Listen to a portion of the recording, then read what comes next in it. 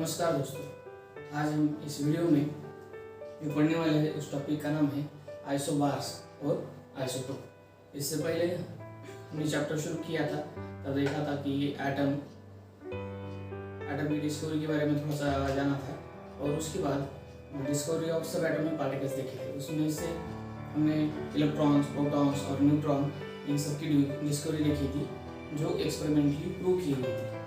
उसके बाद हमने दो एटॉमिक मॉडल देखे, जैसे कि जे थॉमसन का मॉडल और रदरफोर्ड का मॉडल। उन्होंने जो एटम के बारे में जो बताया वो हमने देखा। अब उसके बाद एटॉमिक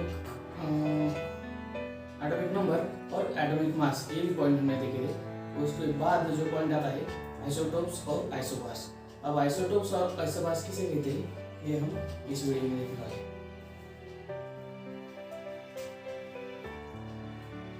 पॉइंट का नाम है आइसोटोप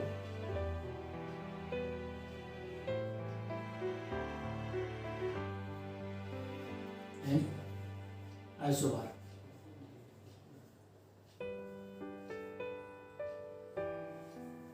ठीक है, सबसे पहले हम आइसोबार देखेंगे। Isobars, what is mean by isobar? Isobar हम किसे कहते हैं? आइसोबार में क्या सेम होता है? आइसोबार में एटम का जो मास होता है, एटम का मास सिमिलर होता है और एटॉमिक नंबर डिफरेंट होता है। आइसोबार में same atomic mass,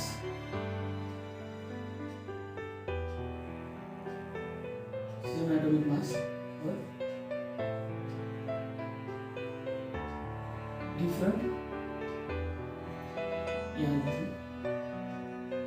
different mass number, atomic number. क्या हो रहा है?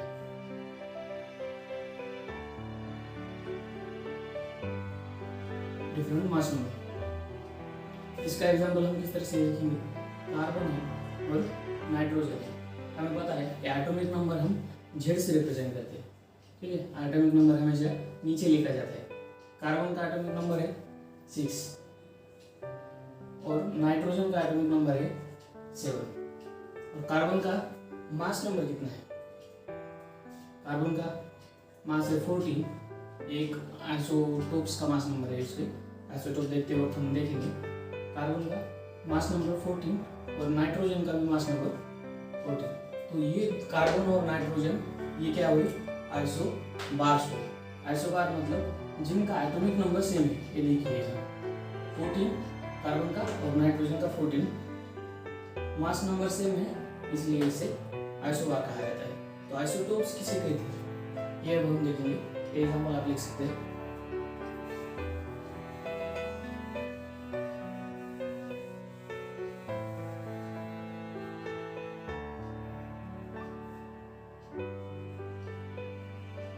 Isobar, isotope.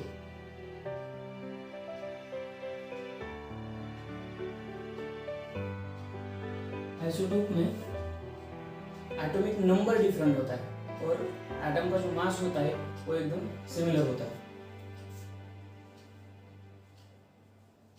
Same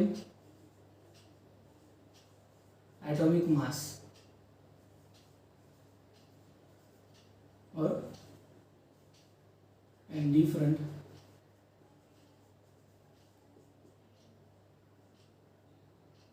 mass number. इसका एग्जांपल हम देखेंगे। हाइड्रोजन का एग्जांपल लेंगे हम सबसे पहले। हाइड्रोजन के 3 आइसोटोप है। हाइड्रोजन के 3 आइसोटोप होते हैं। कौन से हो? हाइड्रोजन, ड्यूटेरियम और ट्रिटियम। ये हाइड्रोजन की 3 आइसोटोप होते हैं। तो इनका एटॉमिक नंबर सेम होता है और मास नंबर डिफरेंट होता है। हाइड्रोजन, ड्यूटेरियम और ट्रिटियम ये हाइड्रोजन के आइसोटोप्स है। तो इसका एटॉमिक नंबर है 1 हाइड्रोजन का, ड्यूटेरियम का भी एटॉमिक नंबर 1 है और ट्रिटियम का भी एटॉमिक नंबर 1 है। बस मास नंबर डिफरेंट होता है। हाइड्रोजन का मास नंबर है 1, ड्यूटेरियम का है सेकंड और ट्रिटियम का है थर्ड। मतलब आप देख सकते हैं एक ही एटम है, बस उसका मास डिफरेंट है और उसका एटॉमिक नंबर सिमिलर है। ठीक है, तो ये डिफरेंस कहाँ से आ रहा है? मास नंबर क्यों डिफरेंट हो रहा है? ठीक है, हम मास नंबर किस तरह से निकालते हैं? मास नंबर मतलब क्या है? मास नंबर मतलब प्रोटॉन प्लस न्यूट्रॉन कहते हैं। जित नंबर ऑफ प्रोटॉन और नंबर ऑफ न्यूट्रॉन की अगर एडिशन की जाए तो मास नंबर निकलता है।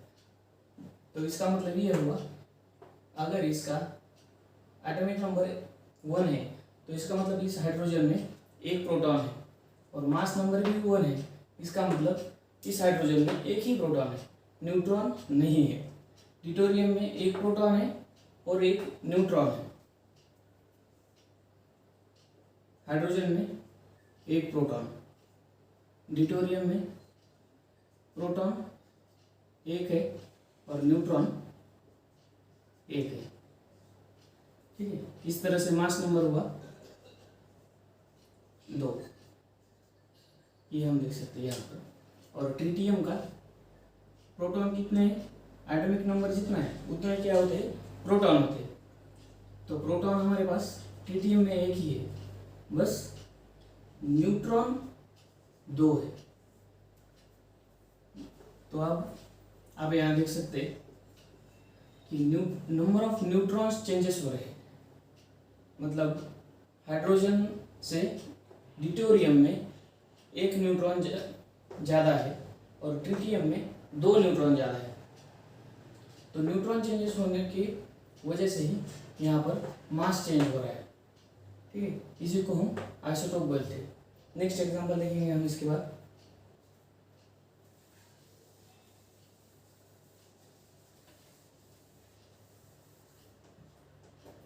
हाइड्रोजन, अभी हमने क्या देखा? हाइड्रोजन का जो परसेंटेज है, जो नेचुरल एबंडेंस है हाइड्रोजन का, हम नेचर में हमें हाइड्रोजन मिलता है वो 99.985 इतना परसेंट हाइड्रोजन मिलता है। और जो बाकी का परसेंटेज है वो हमें ड्यूटेरियम के फॉर्म में और ट्रिटियम के फॉर्म में मिलता है। ठीक है, इतना हमें हाइड्रोजन के फॉर्म में मिलता है और इसमें इतने परसेंट हाइड्रोजन में बस एक ही प्रोटॉन होता है, एक ही प्रोटॉन होता है। और जो बाकी का जो परसेंटेज है वो ड्यूटेरियम और ट्रिटियम में प्रेजेंट होता है। हालांकि ड्यूटेरियम और ट्रिटियम का जो प्रेजेंस है नेचर में वो बहुत ही ज़्यादा कम मात्रा में है। दूसरा एग्जांपल कौन सा देखेंगे हम? आइसोटोप का। कार्बन है, कार्बन के 3 आइसोटोप होते हैं। आइसोटोप इसके कार्बन के, कार्बन 1, कार्बन 2 और कार्बन 3। कार्बन का एटॉमिक नंबर कितना होता है? 6। तीनों का एटॉमिक नंबर हमने 6 लिख दिया। तो आइसोटोप का मतलब क्या होता है? Atomic number same atomic number होगा, बस डिफरेंट मास नंबर होगा। तो मास नंबर क्यों डिफरेंट हो रहा है यहाँ पर? क्योंकि पहले जो कार्बन है उसमें हमारे पास प्रोटॉन 6 है और न्यूट्रॉन भी 6 है। तो दोनों को मिला के मास नंबर कितना हो रहा है? मास नंबर हो रहा है 12। क्या हम मास नंबर 12 लिखते हैं। इस दूसरे वाले आइसोटोप में हमारे पास प्रोटॉन 6 है और न्यूट्रॉन ज़्यादा है। न्यूट्रॉन हमारे पास 7 है। तो अब इसका मास नंबर कितना होगा? मास उसका होगा 13। तो हम यहाँ 13 मास लिख देते हैं। तो ये तीसरा वाला जो आइसोटोप है उसके पास सिमिलर नंबर ऑफ प्रोटॉन है, 6 प्रोटॉन है। और न्यूट्रॉन कितने हुए इसके पास? कितने हैं इसके पास? 8 है। कार्बन, इस थर्ड वाले कार्बन के पास 8 नंबर ऑफ न्यूट्रॉन्स है। तो मास नंबर कितना होगा इसका?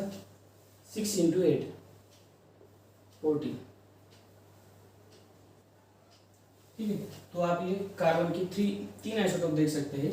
तो किस तरह से एटॉमिक नंबर चेंज हो रहा है। क्यों चेंज हो रहा है? क्योंकि नंबर ऑफ न्यूट्रॉन चेंजेस हो रहे हैं, इसलिए इसका मास चेंज हो रहा है। और ये कार्बन की 3 आइसोटोप है, आपको ये याद ही रखने पड़ेंगे। ये कैसे आए? ये नेचुरल अबंडेंस है इसकी, कार्बन की, जो हमें नेचर में प्रेजेंस दिखाई देती है। कार्बन 30, एक बात बता देते हो, ये जो कार्बन 30 है ये हमारे पास बहुत ही ज़्यादा कम, बहुत ही कम मात्रा में प्रेजेंस होता है नेचर में, नियर अबाउट 1% प्रेजेंट होता है। ठीक है, तो 98 या 99 आप कह सकते हैं जो प्रेजेंट होता है वो कार्बन 14, और ये भी कम मात्रा में प्रेजेंट होता है। और ये जो कार्बन 12 है इसका NMR स्पेक्ट्रा हम नहीं लिख सकते, ये इनएक्टिव होता है। और जो हम कार्बन का NMR लेते हैं वो बस कार्बन 13 का NMR लेते हैं।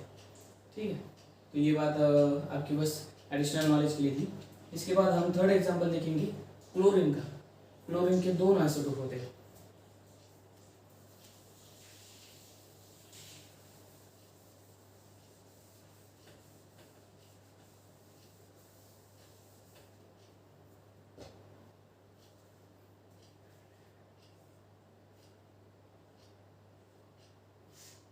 क्लोरीन 1 और यहाँ पर है क्लोरीन 2।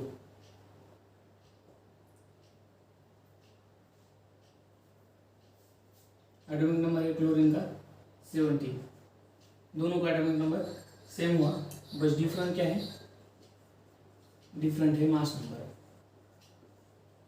बस मास नंबर क्यों डिफरेंट है? अभी क्लोरीन के पास एटॉमिक नंबर जितने ही प्रोटॉन होते हैं, हमें पता है एटॉमिक नंबर क्या होता है, जितने नंबर ऑफ प्रोटॉन हमारे पास है या नंबर ऑफ इलेक्ट्रॉन हमारे पास है उतना ही हमारा एटॉमिक नंबर होता है। ये एटॉमिक नंबर दिया है, इसका मतलब क्या है? हमारे पास 17 प्रोटॉन है क्लोरीन के लिए, और न्यूट्रॉन ज़्यादा है। न्यूट्रॉन कितने हैं यहाँ पर? 18 न्यूट्रॉन है।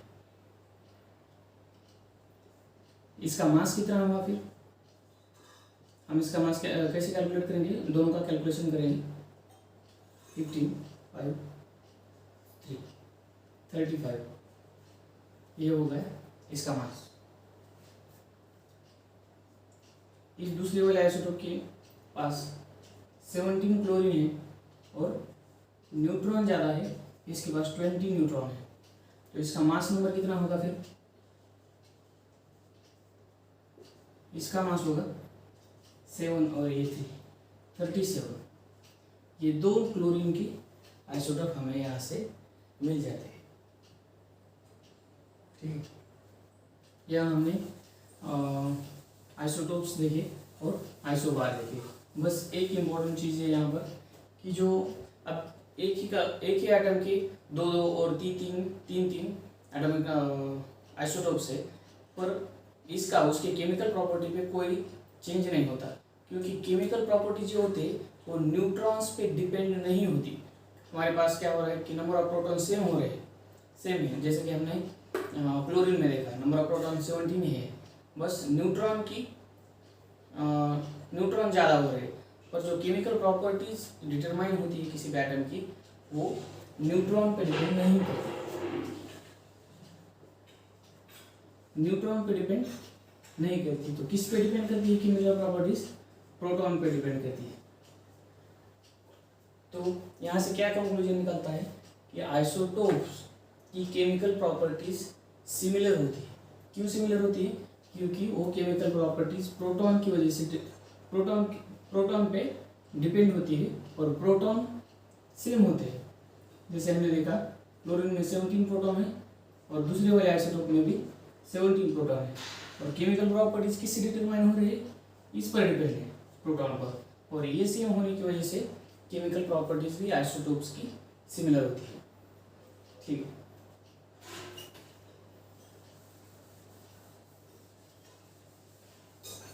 अब इसके बाद हम एक एग्जांपल देखेंगे। एक मिनट,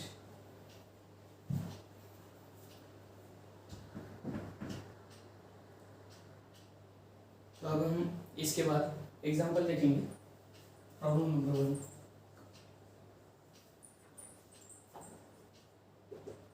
क्या करना है इस प्रॉब्लम में? Calculate number of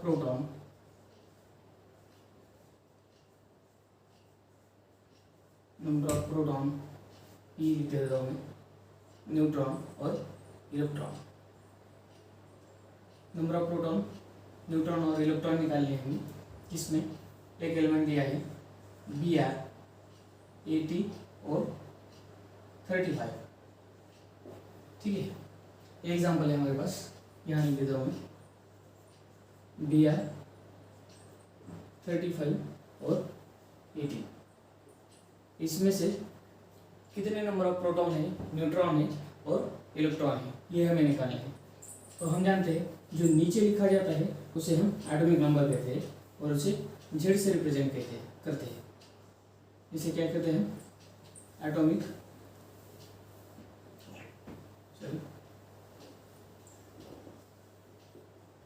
number. Atomic number कितना है, 35। और जितना एटॉमिक नंबर हमारा होता है उतने ही हमारे पास प्रोटॉन होते हैं। इसका मतलब Z is equal to P, और P कितने हैं हमारे पास, नंबर ऑफ प्रोटॉन। किस तरह से निकालेंगे हम, ये हमारा Z है, इसलिए नंबर ऑफ प्रोटॉन में 35। ठीक है, उसके बाद क्या निकालना है हमें, number of electron. Number of electron कितने होते हैं, जितना हमारा एटॉमिक नंबर होता है उतने ही हमारे पास प्रोटॉन होते हैं और उतने ही हमारे पास इलेक्ट्रॉन होते हैं। इसका मतलब 35 हमारे पास इस एटम में प्रोटॉन है और 35 ही इलेक्ट्रॉन है। इलेक्ट्रॉन हुए 35। अब हमें निकालनी है न्यूट्रॉन। न्यूट्रॉन किस तरह से निकालेंगे हम एक बात जानते हैं कि किसी भी मास किस तरह से निकालते हैं हम, number of proton plus neutron. ठीक है, तो नंबर ऑफ प्रोटॉन हमारे पास कितने हैं, 18 है। मास कितना है हमारे पास, ये जो ऊपर लिखा जाता है इसे हम मास A से डिनोट करते हैं। तो मास है हमारे पास 18 और न्यूट्रॉन निकालने हैं हमें, प्लस प्रोटॉन है 35। बस इसे माइनस कर दो, 80 माइनस 35, यहाँ 5 आ जाएगा, 1 और ये 4। तो नंबर ऑफ न्यूट्रॉन कितने हुए हमारे पास, 45। तो इस तरह से हम किसी भी एटम के नंबर ऑफ इलेक्ट्रॉन निकाल सकते हैं, प्रोटॉन और न्यूट्रॉन निकाल सकते हैं। उसके बाद हम दूसरा एग्जांपल देखेंगे।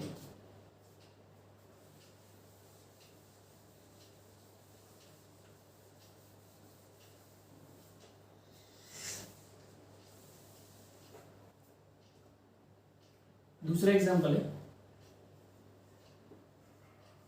अब नंबर ऑफ इलेक्ट्रॉन निकालने हैं, प्रोटॉन निकालने हैं और निकालने नहीं है, हमें दिए हुए हैं इलेक्ट्रॉन दिए हैं, प्रोटॉन और neutron in spaces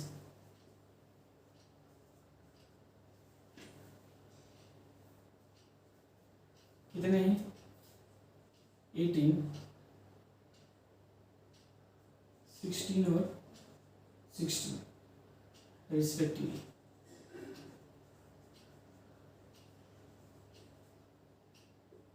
assign the symbol।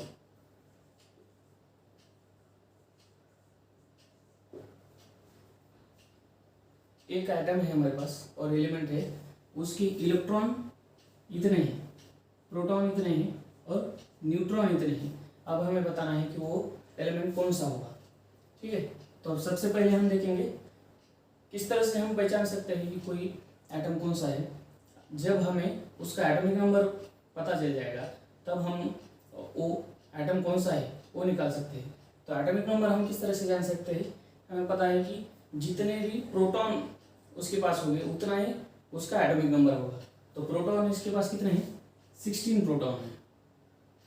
Atomic number is equal to number of proton is equal to 16, और 16 एटॉमिक नंबर किसका है, सल्फर का। तो हमें इसका सिंबल पता चल गया। और क्या कह दिया है, नंबर ऑफ इलेक्ट्रॉन दिए हुए। ठीक है, नंबर ऑफ इलेक्ट्रॉन कितने दिए, इलेक्ट्रॉन दिए हैं 80।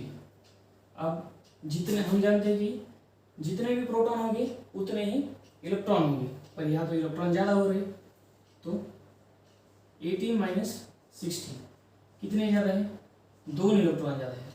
इसका मतलब इस पर नेगेटिव चार्ज है 2 माइनस, ये हुआ। और एटॉमिक नंबर कितना हुआ इसका 16, और ये सल्फर की स्पीशीज है। इस तरह से हम आइडेंटिफाई कर सकते हैं कि एटॉमिक नंबर से कोई भी सिंबल पहचान सकते हैं। और इससे पहले जो एग्जांपल देखा उसमें हम एटॉमिक नंबर से एटॉमिक नंबर कैलकुलेट कर सकते हैं, कोई भी स्पीशीज दी हुई हो तो, ठीक है।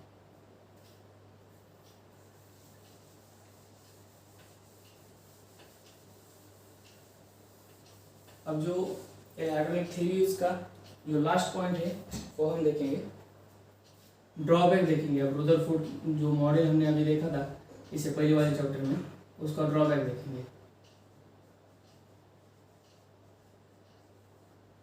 Rutherford model, drawback. अब क्यों फेल हुआ ये रुदरफोर्ड मॉडल, ये हम देखेंगे। पहला पॉइंट था इसका कि हमें देखा था रुदरफोर्ड ने क्या कहा था कि न्यूक्लियस के अराउंड में क्या हो रहा है, ये हमारा न्यूक्लियस है, ठीक है। और इस सर्कुलर पाथ में इलेक्ट्रॉन मूव कर रहे हैं, घूम रहे हैं ऐसे, वो भी वेरी फास्ट। क्या कहा था उन्होंने, स्पेसिफिक वर्ड कहा था very fast, like solar system. Solar system हमारे सन के अराउंड में जो भी प्लैनेट घूमते हैं उस तरह से न्यूक्लियस के अराउंड में इलेक्ट्रॉन घूमते हैं, ऐसा रुदरफोर्ड का मानना था। पर और एक साइंटिस्ट थे, उनका नाम है मैक्सवेल। मैक्सवेल ने कहा क्या कहा था कि उन्होंने एक थ्योरी प्रपोज की थी, इलेक्ट्रोमैग्नेटिक थ्योरी कहते हैं उसे। उस थ्योरी के अनुसार अगर कोई भी चार्ज पार्टिकल मूव करेगा, घूमेगा, तो वो अपनी इलेक्ट्रोमैग्नेटिक रेडिएशन को इमिट करेगा, ठीक है। बस एक ही कंडीशन थी कि चार्ज पार्टिकल होनी चाहिए। देखिए इलेक्ट्रॉन हमारा चार्ज पार्टिकल है, वो जब मूव करेगा तो क्या करेगा, इलेक्ट्रोमैग्नेटिक रेडिएशन इमिट कर देगा। मतलब ये अगर इस डायरेक्शन में घूम रहा है तो वो धीरे धीरे धीरे अपनी एनर्जी लूज करेगा, और जब एनर्जी लूज करेगा तो उसकी स्प्रिंग होगा एटम की तरफ। किस तरह से देखेंगे हम इसे, ये न्यूक्लियस है और उसके बाद ऐसा इलेक्ट्रॉन है, तो अगर ये ऐसे फास्टली मूव करेंगे तो अब ये अपनी रेडिएशन लूज करेंगे और फाइनली एटम पे आके गिरेगा। इसे हम एक एग्जांपल से रिलेट कर सकते हैं। माने कोई इंसान है, वो अगर बहुत तेज़ी से भाग रहा है तो एक पॉइंट पे क्या हो जाएगा, वो अपनी जितनी भी एनर्जी है वो धीरे धीरे लूज करेगा और एक पॉइंट पे आके रुक जाएगा। तो इससे साबित होता है कि ये पॉइंट गलत है। तो इसका मतलब Rutherford model is fail to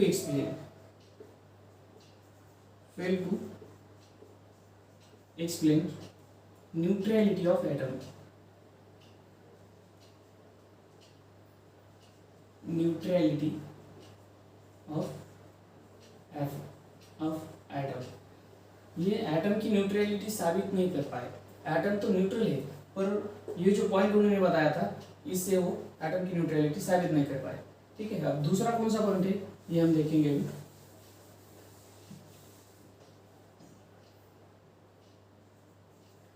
दूसरा पॉइंट उन्होंने बताया कि अगर इलेक्ट्रॉन फास्ट मूव हो रहे तो हम क्या मानेंगे, इलेक्ट्रॉन फास्ट मूव हो रहे तो अनस्टेबिलिटी आ रही है एटम के लिए। तो ऐसा कंसिडर करते हैं कि इलेक्ट्रॉन अब स्टेबल है एक ही जगह पर, ठीक है। ये प्रोटॉन है, न्यूक्लियस है, और ये इलेक्ट्रॉन है, ठीक है।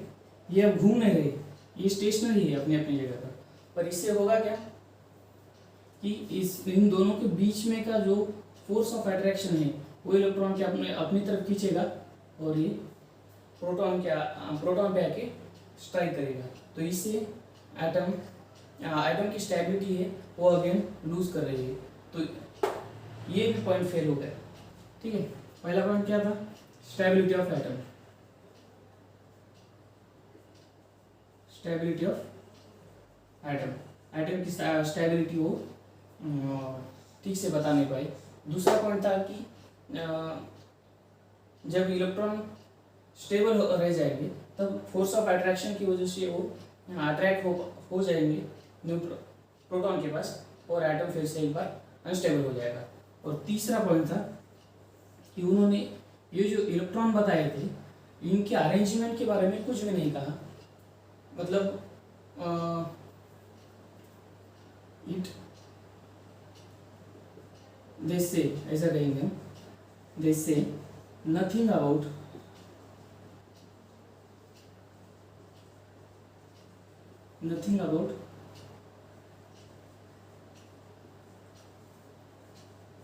अरेंजमेंट ऑफ एटम की अरेंजमेंट ऑफ इलेक्ट्रॉन और देयर एनर्जी लेवल।